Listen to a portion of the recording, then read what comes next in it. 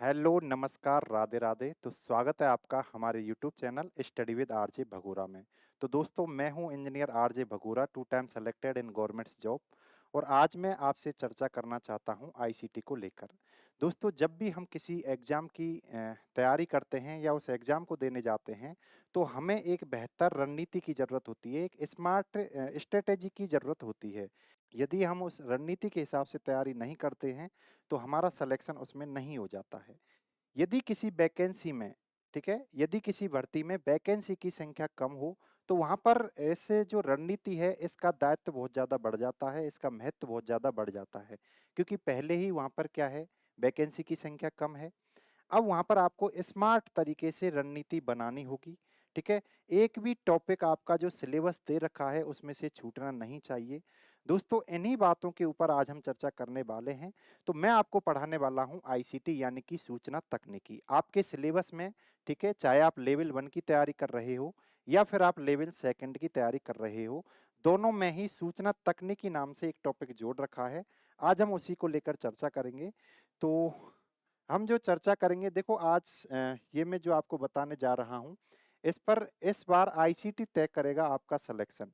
यानी कि जो आईसीटी है, सूचना तकनीकी है, इस बार आपके सिलेक्शन को, ठीक है, तय करने वाला है, निर्धारण करने वाला है। ऐसा मैं क्यों बोल रहा हूँ? क्योंकि दोस्तों, जो और सिलेबस है उसको बहुत सारे स्टूडेंट्स पहले से पढ़ रहे हैं। देखो, रीट एक ऐसा एग्जाम है, यहाँ पर बहुत लोग ऐसे होते हैं जो बहुत दिनों से तैयारी कर रहे हैं, बहुत सालों से तैयारी कर रहे हैं। बहुत स्टूडेंट ऐसे होते हैं जो नए नए आए हैं, यानी कि उनका फर्स्ट अटेम्प्ट है। अब ये जो सब्जेक्ट जोड़ा है, ठीक है, आईसीटी यानी सूचना तकनीकी, ये जो सब्जेक्ट जोड़ा है, ये पिछली बार से ही जुड़ा है। यानी कि ये सभी के लिए नया है, चाहे कोई पहले से कितने भी साल से तैयारी कर रहा हो या फिर कोई नया जो आया है जिसका फर्स्ट अटेम्प्ट है, दोनों के लिए ये सब्जेक्ट बराबर है। अब बहुत से स्टूडेंट क्या करते हैं कि इसको छोड़कर ही चले जाते हैं क्योंकि इसका वेटेज कम है। लेकिन इस बार आप इसको नहीं छोड़ सकते। क्यों? क्योंकि सीटें कम हैं। एक-एक नंबर आपके लाखों का डिफरेंस पैदा करेगा आईसीटी का। यदि मैं आईसीटी के एक क्वेश्चन की बात करूं, तो लाख स्टूडेंट ऊपर नीचे होंगे रैंकिंग में दोस्तों, ठीक है? तो इसलिए आपको विशेषकर इस बार आईसीटी पर ध्यान देना है, क्योंकि और सब्जेक्ट जो हैं और सिलेबस जो है, सभी सिमिलर तैयारी कर रहे हैं। वहाँ पर आप और लोगों से ज़्यादा डिफरेंस पैदा नहीं कर सकते। लेकिन यदि आप आईसीटी को कवर कर लेते हैं, तो बहुत ज़्यादा आप क्या है, डिफरेंस पैदा कर सकते हैं। तो आईसीटी के ऊपर अपन देखते हैं कि इसका क्या सिलेबस रहने वाला है, ठीक है? कितने प्रश्न आपके आने वाले हैं और आईसीटी के लिए प्रमाणिक बुक कौन-सी रहने वाली है। यानी कि हम आईसीटी को, सूचना तकनीकी को कहाँ से पढ़ें, कैसे पढ़ें, जिससे हमारे पूरे मार्क्स आ जाएँ। तो दोस्तों, इन्हीं बातों पर हम चर्चा करेंगे। ये आपका जो पॉइंट हैं, ठीक है? इनके ऊपर हम आज चर्चा करने वाले हैं। तो यहाँ पर पहला क्वेश्चन उठता है कि आईसीटी के कितने प्रश्न आएँगे, ठीक है? अब सबसे पहले तो आपको पता होना चाहिए कि आईसीटी जो है, इसकी फुल फॉर्म क्या होती है। भाई, जो चीज़ अपन पढ़ रहे हैं उसके बारे में थोड़ा बहुत तो नॉलेज होना चाहिए कि ये जो आईसीटी है, इसकी फुल फॉर्म क्या होती है। देखो, है ये छोटा सा, लेकिन सिलेबस इसका बहुत वाइड है। आईसीटी का मतलब क्या होता है? Information information and communication communication technology technology, ठीक है? इसका यदि मैं हिंदी में बताना चाहूँ, तो सूचना एवं संचार तकनीकी, ये आपके सिलेबस में है, ठीक है? ये आपके सिलेबस में है। ये जो मैंने फुल फॉर्म लिखी है, यानी कि आपका पहला क्वेश्चन तो यहीं से बन जाता है, आईसीटी की फुल फॉर्म क्या होती है। ये जो क्वेश्चन है आपके फर्स्ट ग्रेड में पूछा गया क्वेश्चन है, ठीक है? क्योंकि फर्स्ट ग्रेड में भी आपको पता होगा आईसीटी से रिलेटेड क्वेश्चन पूछे जाते हैं। अब आपके सिलेबस में चाहे आप L1 से हों, ठीक है? चाहे आप लेवल फर्स्ट से हों, चाहे आप लेवल सेकंड से हों, चाहे आप लेवल सेकंड से हों, दोनों के लिए, ठीक है, ये आने वाला है। इसके टोटल जो क्वेश्चन है, जो आएँगे आपके 5 क्वेश्चन आएँगे। प्रत्येक क्वेश्चन 2 नंबर का रहेगा, यानी कि ये 10 अंक का रहने वाला है। दोस्तों, मैंने अक्सर कोचिंगों में देखा है, ठीक है? क्योंकि जयपुर के अंतर्गत मैं 2 साल से टीचिंग करा रहा हूँ। मैंने कोचिंगों में देखा है कि जो सिलेबस यानी जिस टॉपिक का वेटेज कम होता है और वो अलग सब्जेक्ट से आ चुका होता है, तो उसकी एक तरह से कोचिंगों में क्या होता है, फॉर्मेलिटी करवाई जाती है। यानी कि उनके एक्सपर्ट से उनको नहीं पढ़वाकर ऐसे ही उनकी फॉर्मेलिटी करवा दी जाती है। यदि आपने आईसीटी को पढ़ा है तो इसके प्रीवियस ईयर क्वेश्चन करके देखना, यदि उस कंटेंट से जो आपने पढ़ा है उससे यदि आप प्रीवियस ईयर क्वेश्चनों को कर पा रहे हैं तो आपने बेहतर ढंग से पढ़ा है, और यदि नहीं कर पा रहे हैं तो ये एक सोचने वाली बात है, आपको दोबारा से पढ़ना पड़ेगा। यानी कि इस बार आप इस सब्जेक्ट को नहीं छोड़ सकते हैं क्योंकि वैकेंसी बहुत कम है। उसके बाद अब ये आपको पता चल गया, ठीक है। 5 क्वेश्चन आएंगे, 2 नंबर का प्रत्येक क्वेश्चन रहने वाला है, 10 अंक हो जाते हैं टोटल। और आईसीटी का एक-एक क्वेश्चन 50-50 हजार, ठीक है, 1 लाख तक, यहाँ तक ही मैं कहना चाहूँ 1 लाख तक स्टूडेंट को ऊपर नीचे कर देगा, क्योंकि रीट में 16 से 20 लाख के करीब फॉर्म भरे जाएंगे, ये आपको पता ही है। तो इसका सिलेबस क्या है, ठीक है, जो आपके अधीनस्थ बोर्ड ने इसका सिलेबस दे रखा है, आईसीटी में आपको क्या पढ़ना है, तो ये तो आपका हो जाता है क्या, ठीक है, 10 अंक का रहने वाला है। पहला जो इन्होंने दे रखा है, टॉपिक दे रखा है सूचना प्रौद्योगिकी के आधार। दूसरा दे रखा है सूचना प्रौद्योगिकी के उपकरण यानी टूल्स। तीसरा दे रखा है सूचना प्रौद्योगिकी के अनुप्रयोग। चौथा दे रखा है सूचना प्रौद्योगिकी के सामाजिक प्रभाव। अब आप इन शब्दों पर नहीं जाएं, ठीक है, सीधा सीधा मोटा मोटा आप समझें कि ये सिलेबस क्या कहना चाह रहा है। देखो बहुत छोटा सा सिलेबस दे रखा है, ठीक है, यानी कि 4 लाइनों में इन्होंने सिलेबस खत्म कर दिया है। यदि आप इस सिलेबस का, ठीक है, विस्तृत व्याख्या करने जाओगे तो ये सिलेबस बहुत बड़ा है दोस्तों। जितना आप समझ रहे हो ना 4 लाइन का, ये 4 लाइन का नहीं है। यदि आप 5 क्वेश्चन को करना चाहोगे ना तो बहुत ज्यादा आपको पढ़ना पड़ेगा। और यदि आपने एक बार हमसे पढ़ लिया ना तो मैं ये गारंटी देता हूं कि आप 5 के 5 क्वेश्चन आराम से कर लोगे। और यदि आप देखो दोस्तों क्या होता है, आपके एग्जाम में 5 क्वेश्चन आएंगे, तो मेरा सीधा सीधा सा फंडा ये रहता है कि यदि आप हमसे पढ़ते हो, ठीक है, तो कोई भी क्वेश्चन ऐसा है जो हमारे कंटेंट से नहीं आया है, तो दोस्तों मैं आपको ये गारंटी देता हूं कि चाहे आपने किसी भी कोचिंग से तैयारी की हो, वह वहां पर भी नहीं मिलेगा, उनके नोट्स में नहीं मिलेगा। यानी कि आएगा क्वेश्चन तो हमारे नोट से आएगा, नहीं तो वो किसी के पास नहीं मिलेगा। इसलिए मैं कह रहा हूं आईसीटी को आपको एक कंप्यूटर एक्सपर्ट से ही पढ़ना है। जो बंदा टेक्निकल नॉलेज रखता हो उसी से आपको पढ़ना है।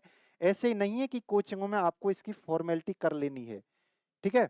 तो अब इसको यदि मैं एक्सप्लोर करूं, इस सिलेबस को यदि मैं विस्तृत करूं तो क्या हो जाता है दोस्तों, इसका सीधा सीधा सा मतलब है, यदि मैं आपको समझाना चाहूं, इसका सीधा सीधा सा मतलब है कि आपको क्या पढ़ना पड़ेगा, आपको पढ़ना पड़ेगा कंप्यूटर, ठीक है, आपको कंप्यूटर पढ़ना पड़ेगा। अब कंप्यूटर में क्या है, कंप्यूटर में सभी चीजें आपको पढ़नी पड़ेंगी। कंप्यूटर क्या होता है, कंप्यूटर में आप इनपुट डिवाइसेज भी पढ़ते हो, ठीक है, कंप्यूटर में आप आउटपुट डिवाइसेज भी पढ़ते हो, कंप्यूटर में आप प्रोसेसिंग डिवाइसेज भी पढ़ते हो, ठीक है, ये सभी चीजें आपको प्रोसेसिंग डिवाइस, कंप्यूटर में आप मेमोरी भी पढ़ते हो, ठीक है। जो भी कंप्यूटर है, कंप्यूटर का जो सिलेबस होता है वो तो आपको पढ़ना ही है, ठीक है। यानी कि आपका जो सिलेबस है ना, यदि आपके सिलेबस में केवल कंप्यूटर दे दिया जाता तो केवल कंप्यूटर तो आपके सिलेबस का 50% हो जाता है। लेकिन आपके सिलेबस में तो कंप्यूटर के अलावा भी बहुत सारी चीजें हैं। अब मान के चलो आप कंप्यूटर बना लिया आपने, आप कंप्यूटर खरीद के लेके आ गए, अब इसका करोगे क्या, आप क्या करोगे, एक कंप्यूटर से दूसरे कंप्यूटर को जोड़ोगे। जोड़ने का मतलब है भाई यहाँ पर मान के चलो आपने व्हाट्सएप चला रखा है और इसने भी व्हाट्सएप चला रखा है, तो आपस में आप व्हाट्सएप के थ्रू जुड़ रहे हो। इसने फेसबुक चला रखी है इस कंप्यूटर में, इस बंदे ने भी फेसबुक चला रखी है, तो आप इस कंप्यूटर में जुड़ रहे हो आपस में, ठीक है। यानी कि आपने क्या किया, जब दो कंप्यूटर आपस में जुड़ जाते हैं तो इसी चीज को क्या बोला जाता है मेरे भाई, नेटवर्क बोला जाता है, ठीक है। तो यहाँ पर आपको दूसरा टॉपिक कौन सा पढ़ना पड़ेगा, नेटवर्क पढ़ना पड़ेगा। यानी एक टॉपिक तो आपका क्या हो गया, केवल कंप्यूटर के बारे में आपको जानकारी लेनी है, input output processing device memory, और कंप्यूटर के प्रकार, कितने कंप्यूटर ठीक है प्रकार होते हैं, सुपर कंप्यूटर, आपके macro computer, mini computer, main frame computer, ठीक है। ऐसी चीजें आपको पढ़नी पड़ेंगी, कंप्यूटर की जनरेशन क्या क्या होती हैं। जब आप पूरा कंप्यूटर पढ़ लोगे उसके बाद जब आप एक कंप्यूटर को दूसरे कंप्यूटर से जोड़ते हैं तो क्या बनता है, नेटवर्क। अब आपको नेटवर्क में क्या पढ़ना पड़ेगा, नेटवर्क में आपको नेटवर्क के टाइप्स पढ़ने पड़ेंगे, नेटवर्क के टाइप्स क्या होते हैं जैसे मैं बता दूं, ठीक है, जब अपन पढ़ेंगे अच्छे से पढ़ेंगे, LAN MAN WAN ऐसे आपने पढ़ा होगा। इनके बहुत सारे क्वेश्चन आपके पूछे गए हैं और मैं आपको क्या है, आपके जो पिछली बार क्वेश्चन पूछे गए थे आईसीटी के, हर उसके लेवल के हिसाब से मैं उनको डिस्कस करूंगा। हर पेपर के पेपर वाइज 5 क्वेश्चन कैसे कैसे पूछे गए थे सभी को मैं यहाँ पर डिस्कस करने वाला हूँ। यदि आप हमारे चैनल पर नए हैं तो इसको सब्सक्राइब जरूर कर लेना, क्योंकि यहाँ पर आईसीटी से रिलेटेड बहुत बेहतरीन कंटेंट आने वाला है। पूरे राजस्थान में कहीं पर भी ऐसा कंटेंट नहीं मिलेगा। इस तरह से मैं आपको कंटेंट डिजाइन करके दूंगा, ठीक है। यहाँ पर नेटवर्क पढ़ोगे, उसके बाद यहाँ पर क्या पढ़ोगे, आप इंटरनेट पढ़ोगे, क्योंकि इंटरनेट के थ्रू ही तो आप जोड़ते हो, ठीक है। यहाँ पर आप ब्राउजर पढ़ोगे, ब्राउजर वगैरह पढ़ोगे, सर्च इंजन पढ़ोगे, सर्च इंजन पढ़ोगे, ठीक है। उसके बाद कुछ नियम्स होते हैं। देखो, जब आप एक कंप्यूटर को दूसरे कंप्यूटर से जोड़ते हैं तो कुछ नियम फॉलो किए जाते हैं। उन नियमों को कंप्यूटर में यानी नेटवर्किंग में क्या कहते हैं, प्रोटोकॉल कहते हैं। प्रोटोकॉल आपको पढ़ने पड़ेंगे।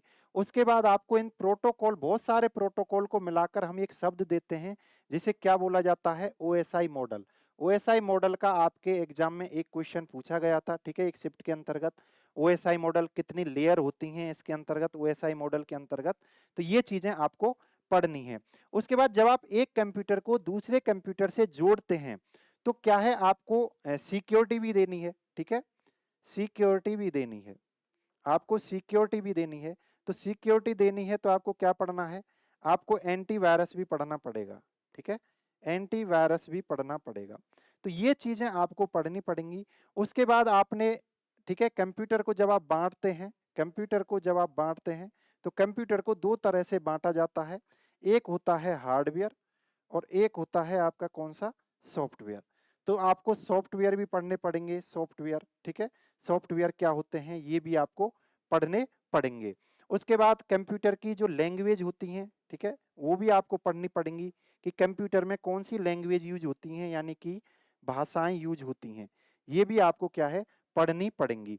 तो देखो, इस जो अपन को सिलेबस दे रखा है उन्होंने, इसका देखो आधार क्या है, यहाँ पर आधार में अपन क्या पढ़ेंगे कि कौन कौन सी कंपनी ने कौन कौन सी चीजें बनाई हैं। देखो, संचार का मतलब होता है, सूचना का मतलब होता है जो भी अपन बोल रहे हैं या कुछ भी लिख रहे हैं उस चीज को एक जगह से दूसरे के पास पहुंचाना, ये चीज क्या हो जाती है, सूचना, और पहुंचाना हो जाता है संचार। अब इस दुनिया में डिजिटली रूप से, टेक्निकल रूप से आप जो भी देख रहे हो ना, सब कुछ आपके सिलेबस में है, ठीक है।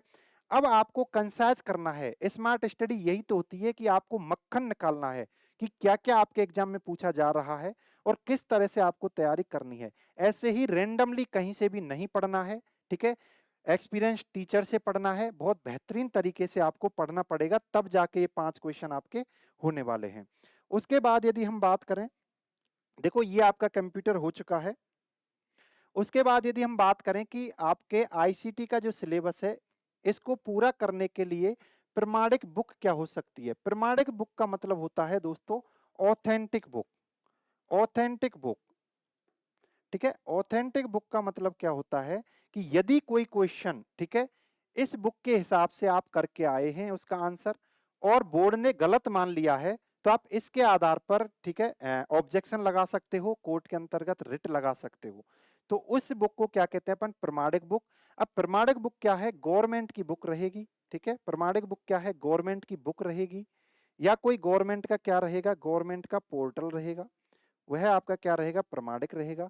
तो इसके लिए बुक क्या रहेगी आपकी, क्लास, ठीक है, क्लास 9th, क्लास 10th, ठीक है, क्लास 9th, क्लास 10th। यदि आप आरबीएससी से हो तो क्लास 9th और क्लास 10th की कंप्यूटर की सूचना प्रौद्योगिकी नाम से, सूचना प्रौद्योगिकी, ठीक है, सूचना प्रौद्योगिकी नाम से बुक आती हैं, वो आपको पढ़नी चाहिए।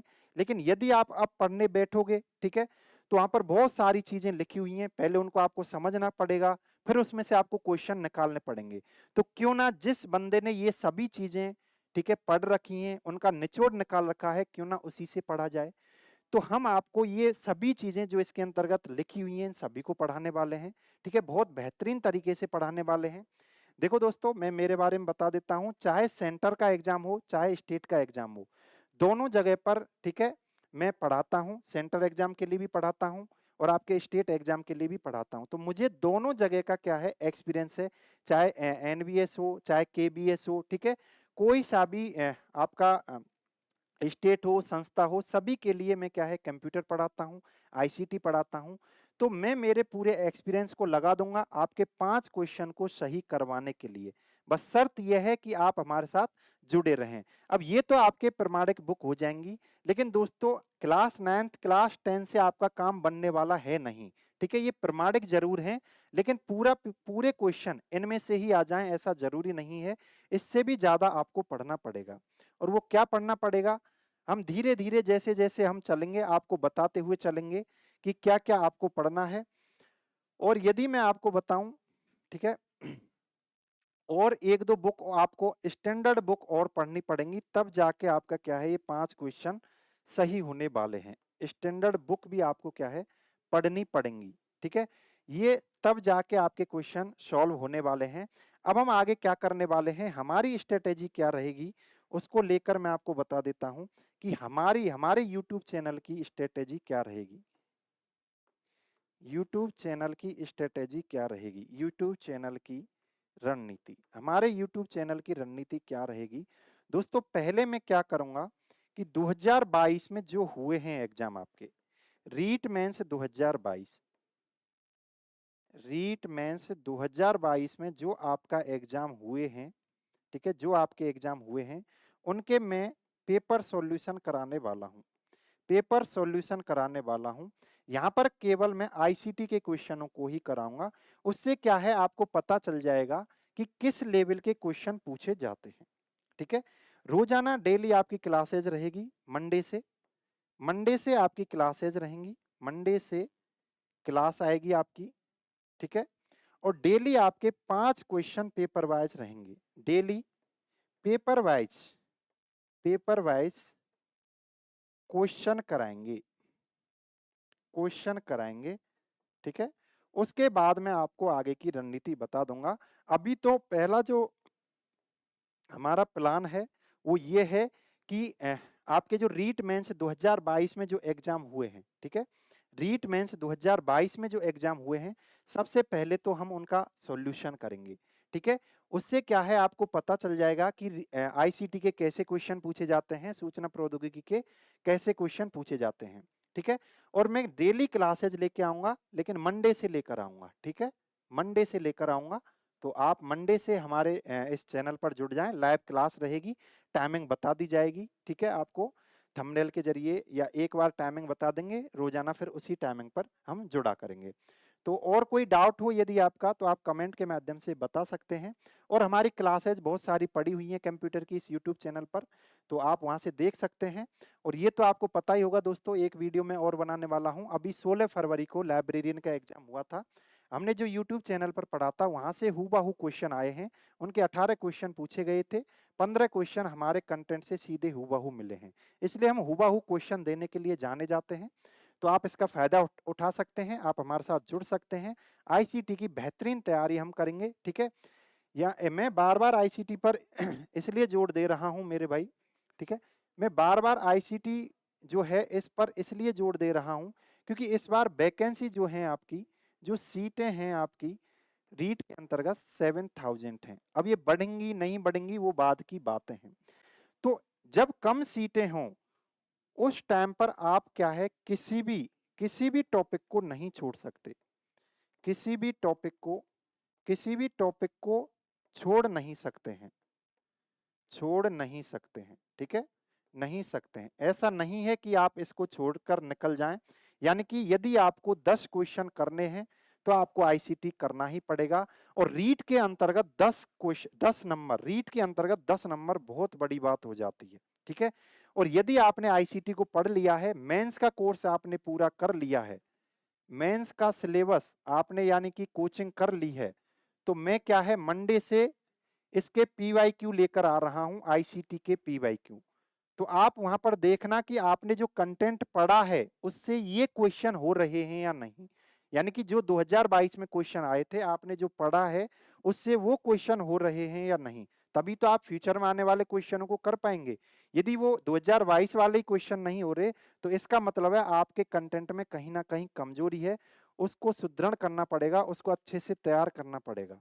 ठीक है, तो हमारी क्लासेस निरंतर रहेंगी, बस यही सूचना देने के लिए मैं आया हूं।